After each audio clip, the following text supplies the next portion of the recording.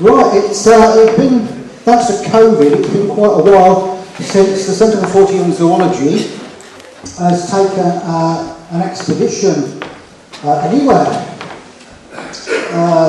If you don't know what the Centre for Fortean Zoology is, we're the largest cryptozoological organisation in the world.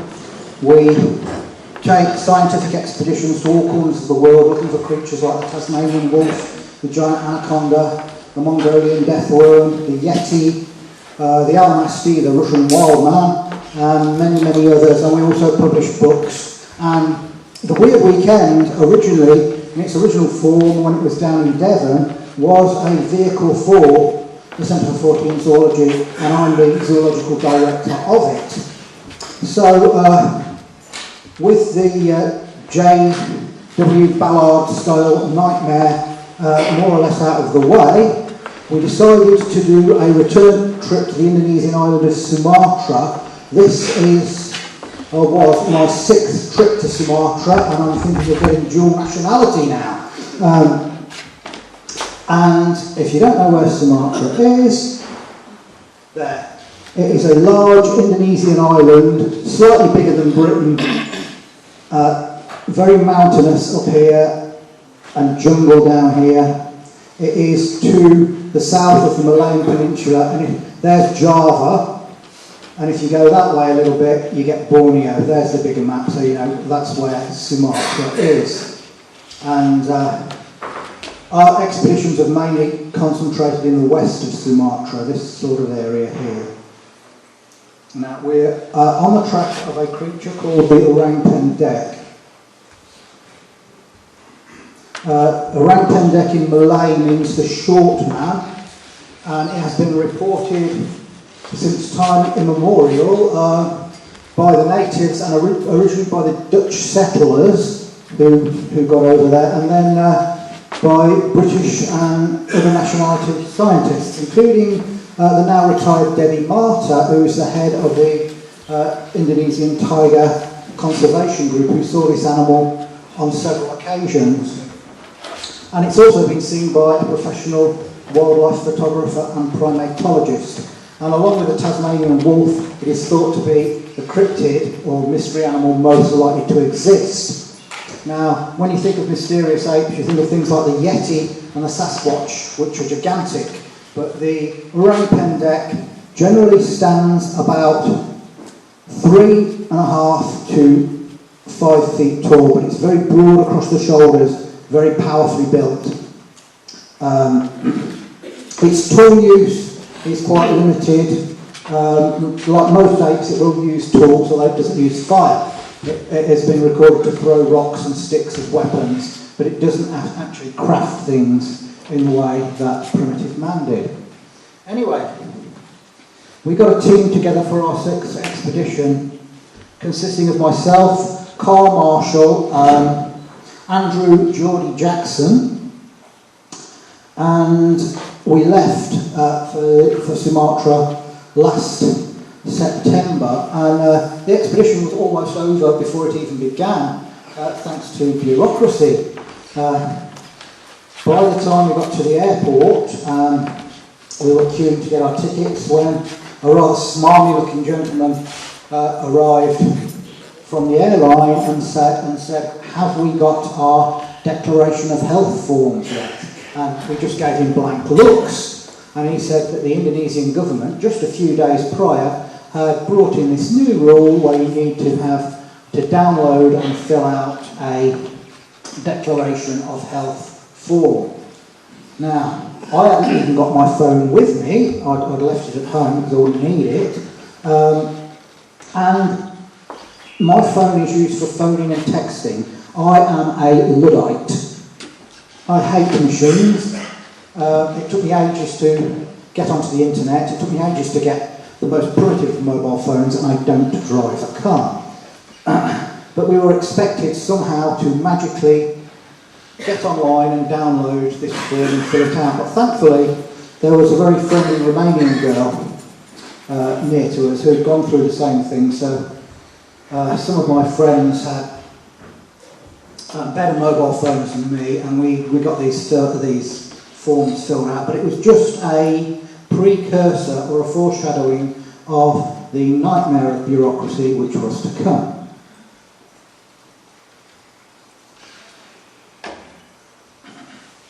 Anyway, we travelled to Sumatra and were met by our guide, Dali Sandrapatra. Now, he was trained up by our original guide, Sahar Dimas, who is sadly now passed away. But when we got there, Dali told us that since our last expedition, which was back in 2013, was the last time we'd been to Sumatra, that bureaucracy and corruption had been dialed up to 11. Now, usually, we concentrated on a place called Kerinci Sablat National Park, which is a huge national park, roughly the size of Wales, where there have been many sightings of the Orang Pendek, and we've found many tracks before. We picked up hair from this area that was examined by Lars Thomas from the University of Copenhagen, and he declared it to be from a primate that was, and I quote, related to but distinct from the Sumatran orangutan, and he concluded that it was from a new primate. But unfortunately, this area, and particularly the area around Lake Gunung Tujuh, which is a high altitude lake in the caldera of an extinct volcano, where we usually track this creature, and we've heard it calling, and my colleague Dave Archer actually saw the creature together with Sahar Dimas.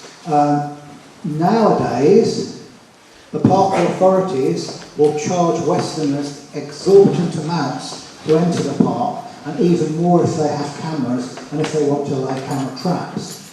So Gary suggested that we go to a different part of Sumatra, the one we hadn't been to before, where the rainforest was outside the national parks, and we could go into it without being charged stupid amounts of money. And there were a number of areas, he said, where there had been recent sightings of the Orang Pendek.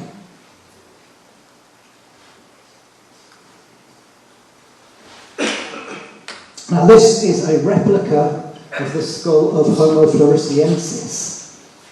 It was made for us by a guy called Alan Friswell. And Alan Friswell is a special effects man and model maker who worked with the legendary Ray Harryhausen, who was responsible for the stop-motion monsters of the 50s, 60s, 70s and early 80s in films like Valley of Gwangi and The Golden Voyage of Sinbad and many, many others. Now, this is a replica of the skull found in 2005 on the Indonesian island of Flores. And it's from a whole new species of hominin called Homo floresiensis. And in life it would have stood about 3 to 3.5 feet tall. That particular specimen was nicknamed Flo. It was from a female found in a cave and dated to around 50,000 years ago. Sorry, 50,000 years ago, which in evolutionary terms is the blink of an eye. Now, the actual bones themselves were not fossils, they were subfossils. They were still quite pliable and damp, and they had to be preserved in a very special way because they had a texture very similar to, if you imagine, wet tissue paper or paper mache. That's how soft and pliable these bones were, so they had to be preserved. And it was originally thought that they were a dwarf island form of Homo erectus. Homo erectus being the ancestor of both ourselves, the Neanderthals and the Denisovans. Island dwarfism is where an organism moves to an island or is isolated on an island and then becomes smaller because there are less resources. Examples would include the pygmy elephants that used to live on some of the Mediterranean islands. But more recent examination of particularly the wrist bones of this species has revealed that it is more closely related to Homo habilis, which was a species of hominin that never, as far as we knew until now, left Africa. They seem to be a sister group to Homo habilis. And what you think about it is quite amazing. It was Homo habilis died out 1.9 million years ago. We never knew that it left Africa. We never knew that it had any descendants. But now we have something very closely related to it, half a world away and nearly 2 million years out of time, which begs the question, what else could be out there? Now, if Orang Pendek is a ground-dwelling relative of the orangutans, as the hair samples suggest, what's this got to do with Homo floresiensis? Well, incredibly, on the island of Sumatra there are 2 mystery primates, possibly more. There is the Orang Pendek, and then there's the Orang-kardil. The Orang-kardil, or tiny man, is smaller than the Orang Pendek, less robust and less hairy. It's more human-like in appearance and has long hair on the head but a naked body. And our old guide, Sahar Dimas, who sadly passed away, his father reported seeing some of these things in a remote area of Kerinci Sablat in 1981 when he was trading rice with some other remote tribes. They were going from village to village trading rice for other goods, and he was there with a friend of his, and they were in a remote part of the jungle, and they were cooking some rice in a pot when this tiny man appeared from the jungle and started to steal the rice. So Sahar's father's friend killed this little man with a parang, which is similar to a machete, and then Sahar said out of the jungle came more of these little men with bamboo spears and killed his friend for killing one of their number. And they're supposed to hunt wild pigs and other animals with bamboo spears with poisoned tips. And they sound like they could be closely related to Homo floresiensis. Now,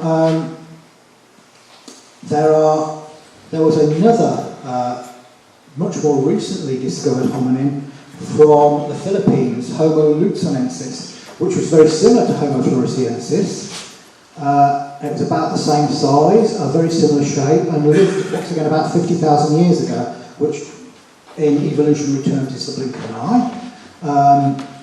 So we've got 2 of these dwarf species, these small hominins, that seem to have been closely related to Homo habilis. So, if there are Homo habilis descendants or relatives living or that lived on in the Philippines and on Flores, why not in Sumatra? And even today, on the eastern end of the island of Flores, there are contemporary sightings of these little people.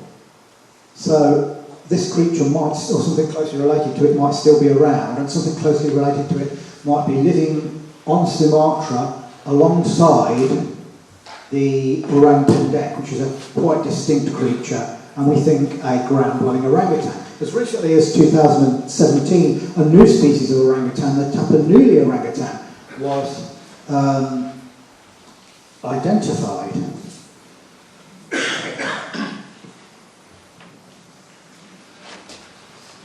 So, our first port of call was this area here, which consisted of a number of mesas, these tall cliff-like structures surrounded by rainforest. And we decided to set up camp here initially, and we were making a documentary at the same time, so we were filming, interviewing people and using drones. That's us camping in a cave in the jungle where we camped out. I absolutely hate camping. Why anybody does it for fun is completely beyond me. It's an absolute nightmare. I do it out of necessity. I never get a good night's sleep.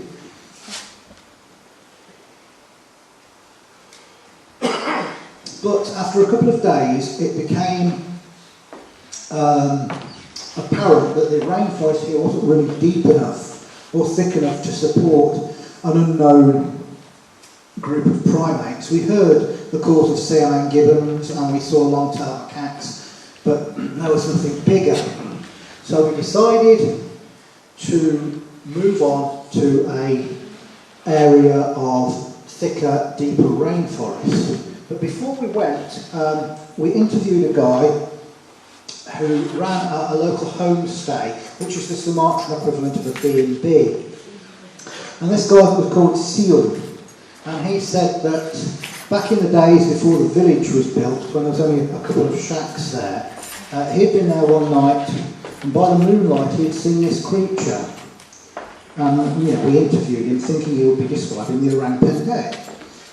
He said he heard this noise like laughter, and then this splashing in the water of a stream, and he saw a figure by the stream splashing water over itself, and then it saw him and ran away.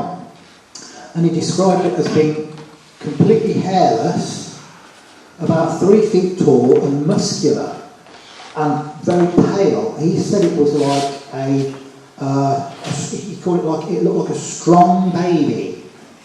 So it doesn't really match up with the descriptions of Orang Pendek, which is a creature covered with long hair. It sounds more like some sort of ghost, unless we're dealing with an Orang Pendek that had alopecia, and things like that in the wild usually mean death for the animal that has them. You very seldom find an animal with mange that lives long in the wild. It sounded much more like an encounter with a ghost.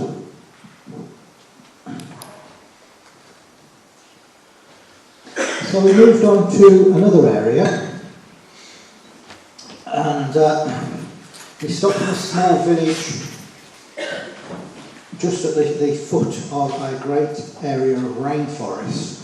Now you have areas where people live, then you have the rainforest, and in between you have a semi-cultivated area, which is known as the garden, and that's where they raise crops and grow fruits and things. Oftentimes, in the past, on other expeditions, I've talked to people who've seen Orang Pendek coming out of the rainforest into the garden to raid things like fruit and sugarcane. So we decided that we would stop in this semi-cultivated area, and one of the locals allowed us to pitch our tents on his land. So the guides, of which there were several, and the porters stopped in this wooden shack that was on this land, and we set up our tents around it.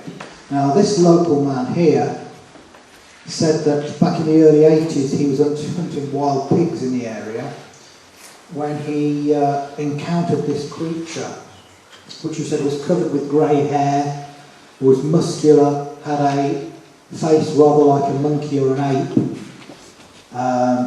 splayed big toes or hallux, which means that the big toe is out at the side, like that, which is typical of an ape, but not hominin. And he said when he saw it, he was very afraid. The creature ran away, and he ran away too. Now, we took with us a number of what we call flashcards, and these are pictures that we show witnesses, and we get them to point out the creature most like the thing that they saw. And we took various reconstructions of the Yeti, and we took pictures of the sun bear, which is an animal that lives in the area, and we took photographs of known species of apes like Siaman gibbons, gorillas, orangutans, and so on, and reconstructions of various prehistoric hominins and prehistoric apes like Gigantopithecus. The ones that he picked out, the two that he picked out as most looking like it, is this here, which is by the Czech artist Zanadek Burian, and it's a reconstruction of Homo habilis, which is the creature I mentioned earlier. And that is a reconstruction of Homo erectus, and he said the face was very like that. And the creature, he said, was a little over a metre tall, but very muscular. So we decided to use this area as our base.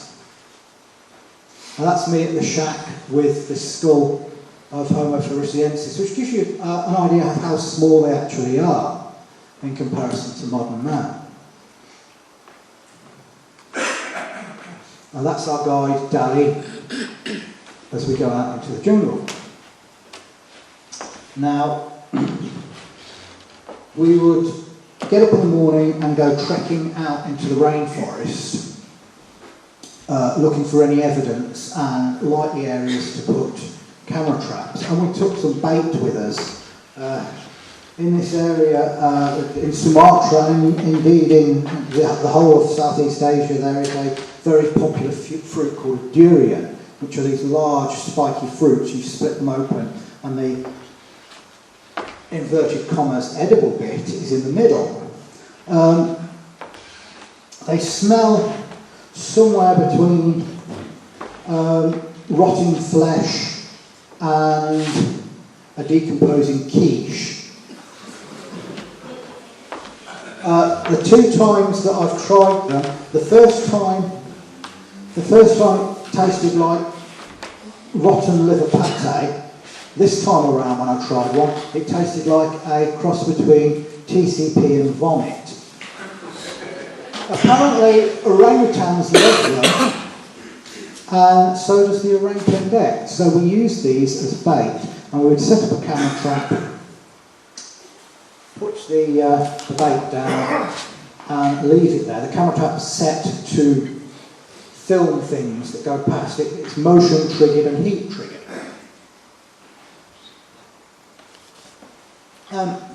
We tested these things in England before, and I found that if you leave them up for a few days, we tested them in a local wood in North Devon. If you leave them for a few days, you might get the odd bird. But if you leave them for a long time, like several weeks, you've got otters, woodpeckers, badgers, mice, foxes, deer, and a woman having a pee in the bushes. So the longer you leave them up, the better chance you get of finding something or catching something like that. So on our first day, we went trekking out into the jungle and we found the prints of a clouded leopard, which is a very rare cat found in Asia. The second day, when we were trekking out, we found the handprint of an Orang Pendek. And I recognise these because we've had them before. That's me eating some durian. That is a piece of durian there. It really is revolting stuff. If you get a chance to eat durian, don't.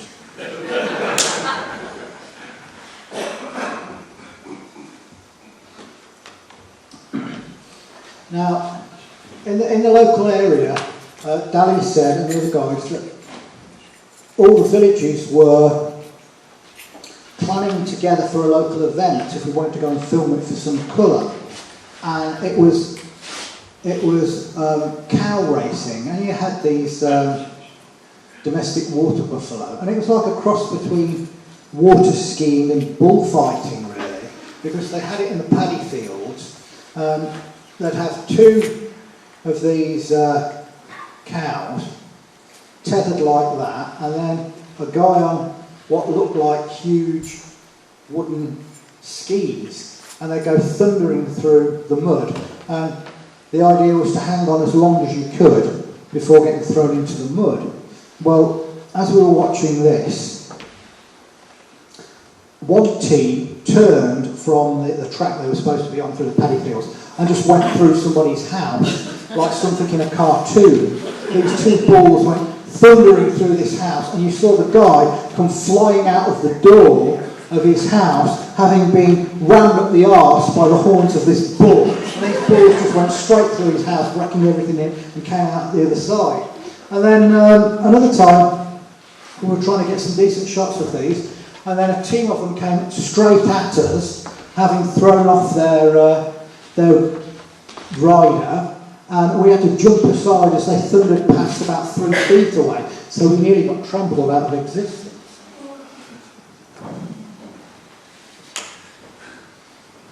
Anyway, back at the camp, we met some more witnesses. This guy here had seen something, but once again, it didn't sound like the Orang Pendek. It didn't sound like what the other guy had seen.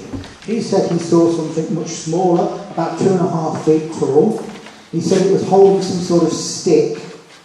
It ran away from him when he saw it, and he said it looked very human, but it was tiny, and it had a long head of reddish hair running down its back, which is a good description of the Orang-kardil, which is interesting because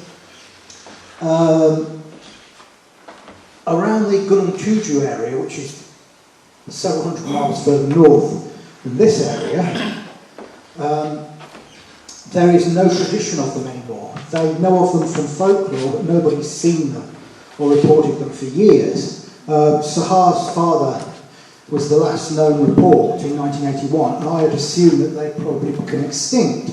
But down in this part of Sumatra, and I'm not going to reveal exactly where it is for reasons that will become clear in a minute, down in this part of Sumatra, further south, the Orang-kardil is still a going concern. People still report it alongside the Orang Pendek.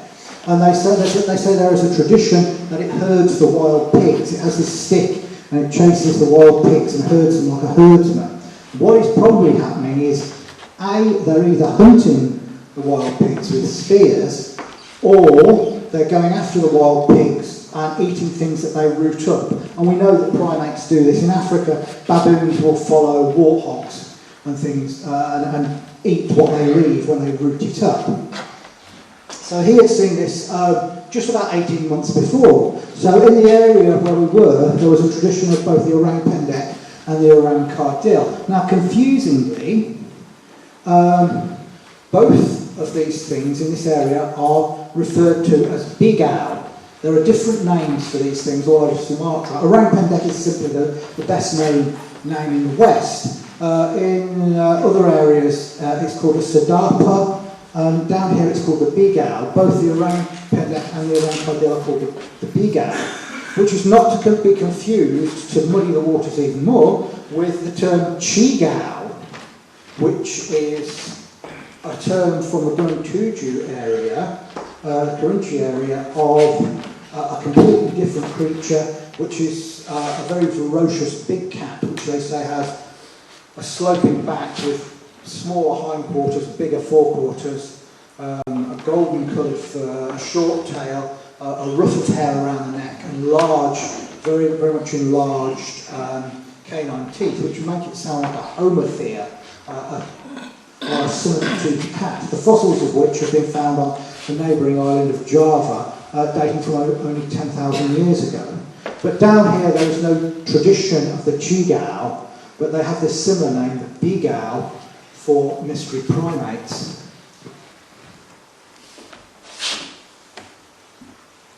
This guy here had seen an Orang Pendek in the same area, and once again he had been out hunting in the jungle, and he'd seen a creature with reddish brown fur, about 3.5 feet tall, with a face like a monkey, powerfully built, and it ran away from him when he saw it. He also told us about a tradition that existed until fairly recently, which was the Orang Pendek ritual.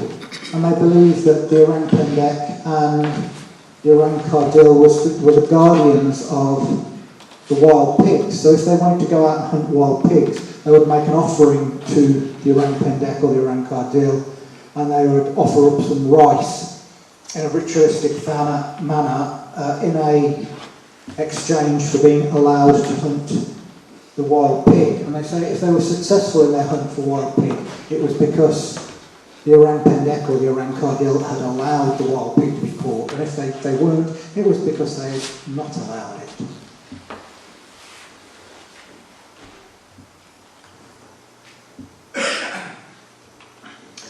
We were also invited to a local wedding. One of the guides, Dali, our main guide, one of the women he works with, when he's not being a guide, he has an office job, which is a really odd thing to think about, but like anywhere else in the world, they don't just live entirely in the jungle. Our original guide, Sahar, when you saw him, you'd think he was an accountant. He was a little guy with glasses, very neat and tidy, but he was also a tiger shaman.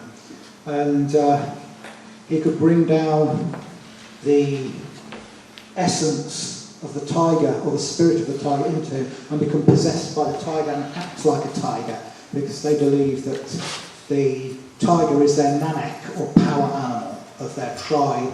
And the founder of their tribe lived to 100 years old, wandered off into the jungle and became a tiger. So they venerate the tiger. Even though it's a Muslim country, you will find animism is still rife there. They venerate the tiger and other animals, but this particular tribe that Sahar belonged to venerated the tiger. And they made strict rules not to anger the tiger, like you would never go naked in the jungle because it angered the tiger.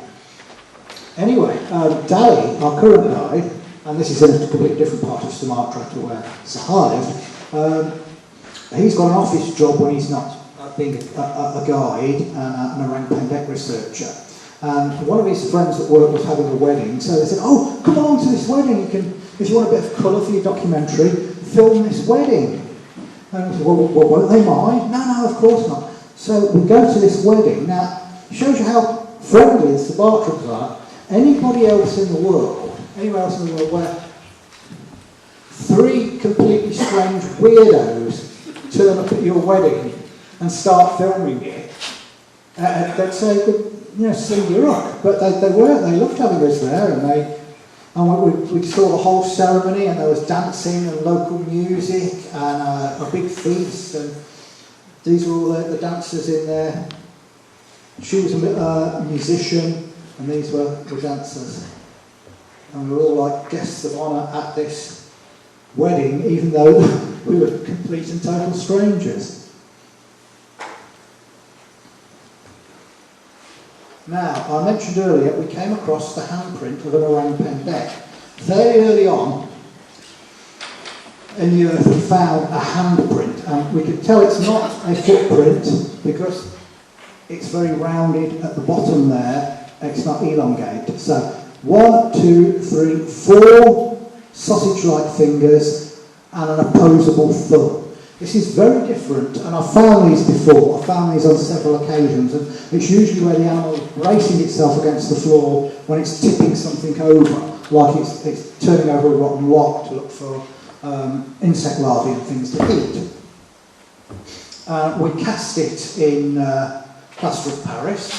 Now, it's very different from an orangutan hand. An orangutan hand is much more slender, and the fingers are very elongate because it's an arboreal animal. It spends almost all of its time in the trees, and it has a tiny little thumb, much smaller than this thumb, great long fingers, and a very thin palm area. And that's because it uses its hands essentially like hooks as it's climbing through the trees. Orang Pendek seems to be a ground-dwelling animal. It spends almost all of its time on the ground, so it doesn't need these elongate fingers. And much like a gorilla, gorillas spend most of their time on the ground, and this looks more like the handprint of a small gorilla. The Orang-kardil, their footprints are supposed to be identical to human footprints, only much smaller.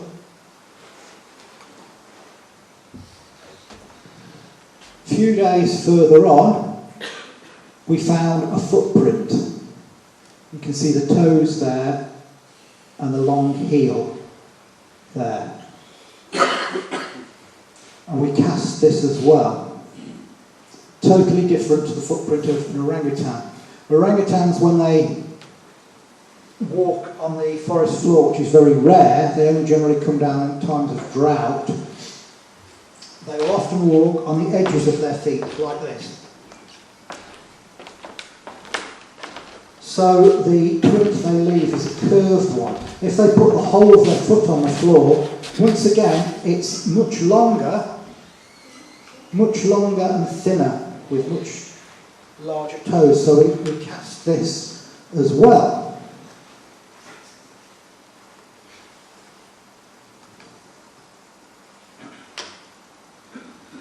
We went deep into the rainforest. This was a waterfall we found, and we put some more camera traps along this trail as well. And on the way back on this particular day, On the way back on this particular day, we were walking past a stand of bamboo in the jungle, and Dally, myself and Carl were there. Geordie Jackson had gone on further ahead with some of the others. When all of a sudden there was this strange vocalisation that sounded like weird laughter. Can any of you remember a rather preachy, badly animated and somewhat camp cartoon in the 80s called He-Man and the Masters of the Universe?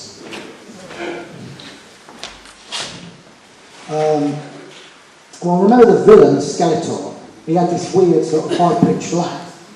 That's exactly what this sounded like, which is an innocuous thing to hear in the jungle. And Dally froze because he heard it before and he said, Orang Pendek. And it was behind a stand of bamboo, maybe 30 or 40 feet from where we were standing. And then it rang out again a second time, this call. And Carl said, I'd got my camera out, whipped my camera out, switched it on. Carl said, I'll run around this stand of bamboo and frighten it back towards you so you can catch it on film. It's a great idea because Debbie Marta, who I mentioned earlier, the English woman who became head of the tiger conservation group in Indonesia, that's what happened to her when she first saw it. They'd heard it calling and the guide went around the bushes and scared it towards her. That's how she saw it. So I was there with my camera. Carl went around this stand of bamboo, but the creature, instead of running back towards myself and Dally, shot off at an angle back into the deep jungle. Carl caught an achingly brief glimpse of something hairy that had reddish-brown fur, was about 3 feet tall, and had what looked like darker fur around the head, but very broad shoulders. But he saw it for a maximum of about 3 seconds. So that's how a split decision can affect something. If I'd have just, as soon as I'd heard that noise, if I'd have gone behind the bamboo myself with my camera running, I'd have caught the Orang Pendek on film, and you'd have been seeing moving film of the Orang Pendek, which was incredibly frustrating. So we did a search of the area, but we couldn't find any tracks. The ground was too hard. We couldn't find any hair. But I think it's as near as I've ever come to seeing the Orang Pendek.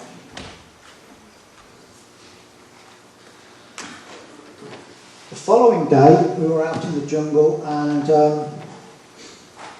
one of Dally's friends, Derry, another one of these guys, went to show us these stones in the jungle, and you would have walked straight past them not knowing what they were. You just think they were stones, but this is completely unknown to Western archaeologists, and it's not known to any Indonesian archaeologists. It's known only to the local people. And these are apparently, there's a whole set of them, these are grave markers from the very, very first people in the area, the Minangkabau people, who from that area spread out across this entire region of Sumatra, and they're supposed to have been there for 2,000 years. And apparently I was the first Westerner, the first white man ever to see these things. They'd never shown them to anybody else. They were a complete secret. So I photographed them and filmed them, and I'm the first Westerner to have ever seen them, which is pretty amazing. It's got nothing to do with the Orang Pendek, but it's pretty exciting.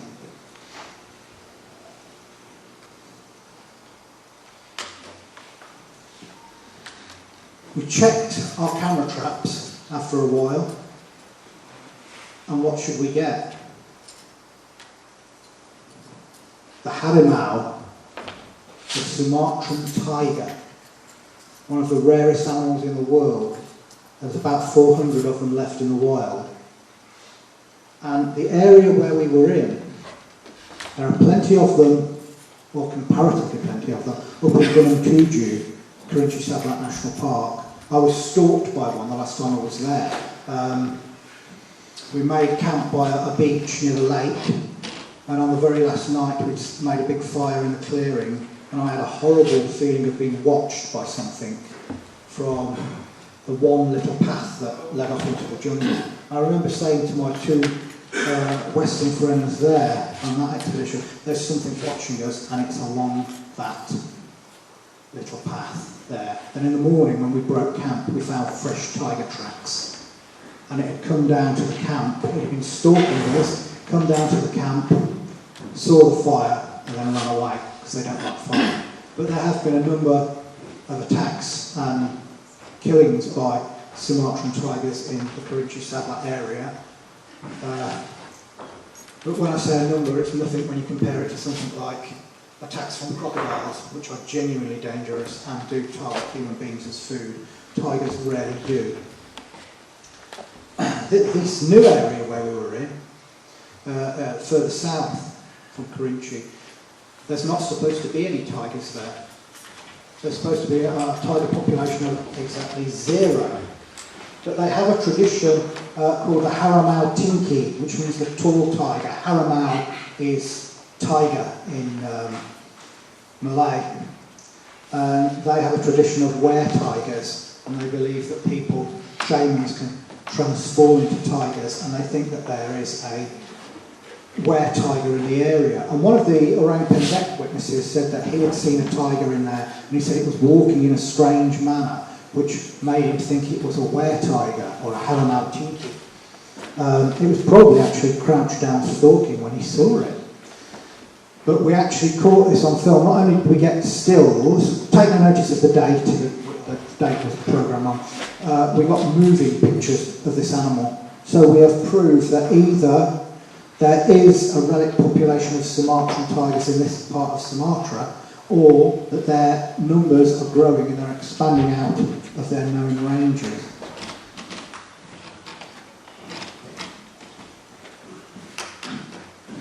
Now, unfortunately, we also saw people in the area with guns, and we had one of our camera traps stolen. So it was obvious that local people had got wind that we were in the area and we were looking for something. And some local police detained Dali and asked him what we were doing and why there were Westerners there. And it's all down to money. They're trying to see if they can screw any money out of us. But because we were on privately owned land, they couldn't do anything. So Dali said he thinks it's best and safest that we withdrew from that area, mainly for protecting the tiger. So we went back to the city for a while. Dali lives in an incredibly ugly, dirty, nasty city called Padang, which looks like an enormous rancid building site, to be honest. But Dali showed us his collection of tracks, because Dali has been researching not just the Orang Pendek, but other creatures in Sumatra for a long time. And he showed us some of the tracks he got. This one is from, something very large. It's got the big toe at the side there, and the other toes at the front, and the heel. It's a typical Orang Pendek formation for a foot, but it's much bigger than other Orang Pendek footprints. So we think that maybe is there a subspecies of Orang Pendek that is much bigger, or a race of Orang Pendeks that are bigger, or do they just get bigger than we think they do? In Africa there was a tradition of these things called the billy apes. People used to say they were a hybrid of chimpanzee and gorilla, which is nonsense. Eventually they managed to film them, and they got their tracks, which were like chimpanzee tracks, but much, much bigger. And eventually when they tracked them down and got DNA from them, they found that they were the Western chimpanzee, but in this particular area of Africa, they got enormous. They got much bigger than they'd ever been recorded before. And there are parts of Nepal where the Asian elephant in remote valleys gets much, much bigger than they'd ever been recorded before. The explorer, Colonel John Blashford Snell, about 25 years ago, was on the track of them, and it was believed for a time that they were prehistoric elephants called stegodonts, because they were so big. But when they were actually found and filmed, they were Asian elephants, but exceptionally big ones. And you do get this from time to time. You get freakishly big individuals of crocodiles and anacondas and bears, and for some reason certain populations throw up enormous individuals. That's some more of his collection. Now, there's the ordinary Orang Pendek. And you can see how much bigger these other ones are. And then you have something else which has a much more human-looking foot, much more like the track of a Bigfoot or a Yeti. Bigger than a human foot, but it doesn't have the hallux so far to the side. That's a handprint. That's another typical Orang Pendek print. That's another one of these weird human-looking like prints. Now, some of these may be something called direct register, which is where an animal treads in its own track. So if you've got something like a sunbear, it will tread in its own track and leave this false heel, making it look much bigger than it is. And that is what I think that one possibly is. This one looks too well formed to be direct register. This at the top is a tiger track, but it is the mother of all tigers. It is enormous. It must have been a fantastically big individual. But Daly's publishing a book with CFZ Press about his researches into the Orang Pendek. That's a reconstruction of Homo floresiensis, Flores man, and we think that Homo luzonensis look very similar. They're feeding on the carcass of a pygmy elephant that used to live on Flores, which is now extinct. Now these things might still be knocking around the eastern part of Flores, and something related to them might be the Orang-kardil. But you can see they look much more human than the very ape-like and hairy and bulky Orang Pendek. There is a great picture of one fighting a vulture for the carcass of a giant rat. And these are only recently discovered. We only found these in 2005. They were first discovered. And it should be noted that things like gorillas and chimpanzees, they're only known from a handful of fossil bones that have been found very recently. So fossil gorillas and chimps are virtually unknown. There we have where it might fit on the evolutionary tree. Sister group to Homo habilis. Quite distinct from our own ancestor, Homo erectus. That is the Orang Pendek. You can see much more ape-like, much hairier, much bulkier. It lives a solitary life, coming together only to mate. It has very primitive tool use. It doesn't go in big groups or tribes like the Orang-kardil is supposed to do. So, as the expedition wound down, we decided to spend a few days, well, a night in a B&B before we got our flights back again.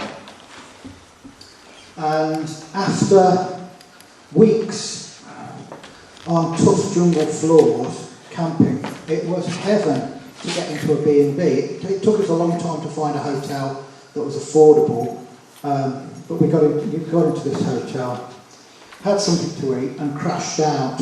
I was asleep and having a dream about the role-playing game Dungeons and Dragons, when all of a sudden there was a pounding on the door of our room, and blurry-eyed and wearing only my pants, I staggered to the door to open it to find an armed, uniformed militia waving guns about. And Dali explained to us that they were an Islamic militia that at weekends in Penang they will go around every single hotel looking for unmarried couples, and when they find them they will arrest them, throw them in jail, photograph them and put blown versions of the pictures all over the city to shame them. And he said up north in the Aceh province they will also flog them. And he tried to warn them that it was just a bunch of Western tourists in this room, but they didn't listen. And he said it's all down to the influence of Saudi Arabia, who's been putting money into the island of Sumatra and getting more and more hardline influence. So garbage like this is going to make hunting for the Orang Pendek much, much harder. It's much more expensive to get into official areas, national parks, much harder. Even outside of national parks, if they notice Westerners are there, some authorities will try and make it hard for you or try and get money off you. And now we've got religious nutbags on the go as well. I've got very, very little tolerance of organised religion at all. That's why church and state should always be kept separately, because when religious nuts get power, it always ends badly. So, the bureaucracy and horror was not yet over. Because on the way back, we were dropped off at the airport, but we had a 14-hour wait for the plane. But the airport was shut, so we had to sleep on benches outside of the airport. And then all the connections, the connection to Java, because we went from Sumatra to Java, then to the Middle East and then back to England, we were stuck for nearly 24 hours in Java, in the airport in Jakarta in Java, which was a bit of a nightmare. We finally got back to England, and George Jackson, a team member who had driven us down there, he had paid a company to take his car away and park it and look after it while he was away. And he rang them up only to be told that the car had been parked miles and miles away at a travel lodge. So, actually not travel lodge, it was a Premier Inn, beg your pardon. So we had to take a taxi costing £30 to this Premier Inn to find Geordie's car parked in the car park with the front end of it completely smashed in, as if it's been driven into a wall or hit an articulated lorry with the windows broken. So he rings them up and they say, oh, it's nothing to do with us, we parked it there, it must be thieves breaking into it. Obviously it was in an auto accident, nothing had been stolen from it. So he rings up the police and the police say, yes, yeah, we've got a number of this, it's been involved in an auto accident. So these lying, thieving gits had basically crashed his car and then just dumped it and said someone had tried to break into it. So it was, in terms of bad luck, it was probably the worst expedition I've ever done. But we need to go back, because I came within about 30 feet of seeing an Orang Pendek this time. In the past we've got hair from it, we've got prints from it, we've heard it calling, an expedition member's seen it. Orang Pendek is that close to being proved, so we have to return to Sumatra and carry on the work.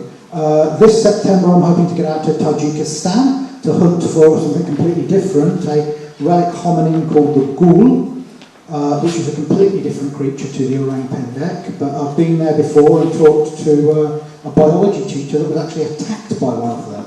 And on the subject of tigers, everywhere we went, hunters, farmers, honey farmers, imams at local mosques, they've all seen the Caspian tiger in Tajikistan. The Caspian tiger has officially been extinct since 1960, but nobody's told it. We even met a park ranger in Tajikistan who had seen a Caspian tiger from 100 feet away and watched it for about 5 minutes, and that was a month before we were there. So we're hopefully back on the trail of the Caspian tiger and the ghoul, but we need to do this guy again as well. But while I'm here, one last thing is that I have got 4 copies of my latest book, In Search of Real Monsters, which is Volume 2 of the 2-volume set, Adventures in Cryptozoology. I'm banging them out for a tenner a time. I will sign them for you, and as well as looking at things like the Macalian Bembe and the Tasmanian wolf and the giant ground sloth. It looks at giant crocodiles, giant anacondas, but it also, to date, lists all of my expeditions and what happened on them, and all my various adventures in the four corners of the world hunting for unknown animals. And it also tells you, if you want to set up your own cryptozoological expedition and do what I do, how to do it from scratch. So they're there, £10 a pop.